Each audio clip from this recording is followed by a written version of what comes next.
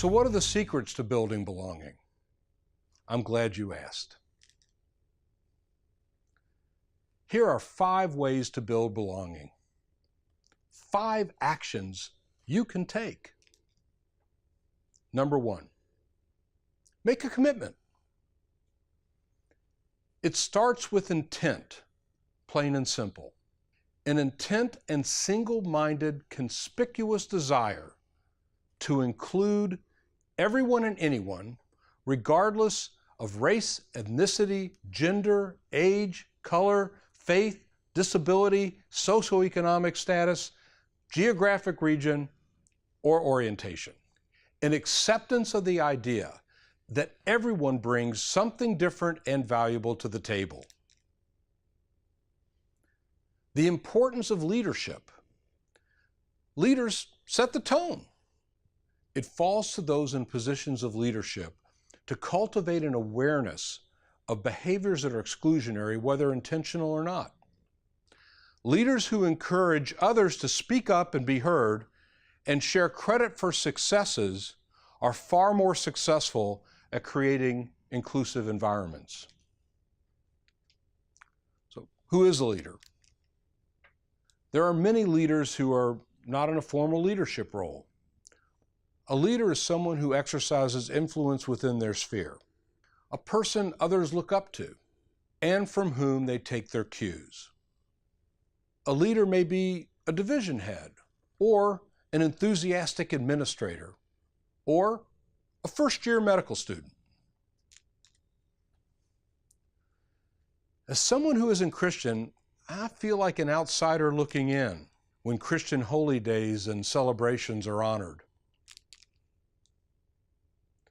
As an introvert, I feel as if I'm out of place among my more outspoken, extroverted colleagues. It can be difficult to believe that I really have a voice. But it isn't just up to leadership. We are all responsible for creating an inclusive environment. Here are some steps we all can take to building belonging in our workplace environment. It starts with self-awareness. Be conscious of your own implicit biases and how they may be affecting your behavior. Be an active advocate for inclusion by personally offering support for diversity and inclusion programs.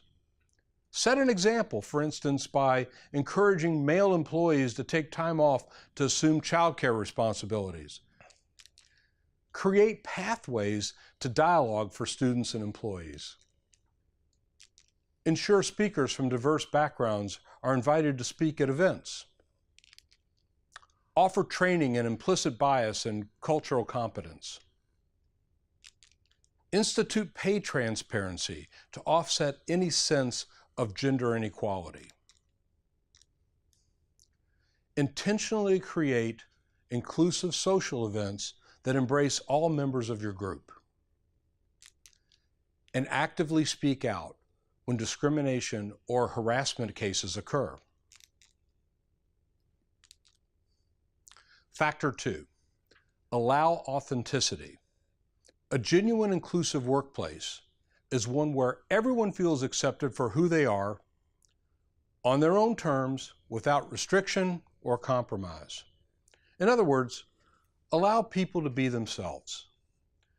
Real, authentic, genuine, and honest. This means taking the time to learn about the backgrounds and cultures of your colleagues, your fellow students, and employees. For many years, I felt I had no choice but to chemically straighten my hair if I wanted to be accepted by my peers. The more you know, the more you recognize, accept, and appreciate the differences in our midst, the better able we all are to foster and embrace a workplace where no one feels the need to hide their own identity. Important meetings planned on non-Christian holidays put me in a terrible situation. I don't want to miss work, but at the same time, my customs are important to me. Factor 3, be deliberate. We must be deliberate in our efforts to ensure that women and underrepresented groups within our department or the student body are offered support and visibility. We must also be deliberate in ensuring that mentoring and sponsorship opportunities are available to everyone. Effective mentoring benefits students, trainees, staff, and faculty alike. So, what is a mentor and why is mentoring important?